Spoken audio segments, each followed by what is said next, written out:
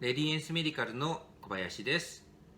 当社では未開封の型落ちエアコン、未使用のエアコンの買い取りをしております。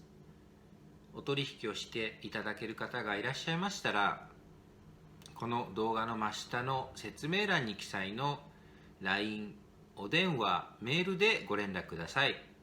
どうぞよろしくお願いいたします。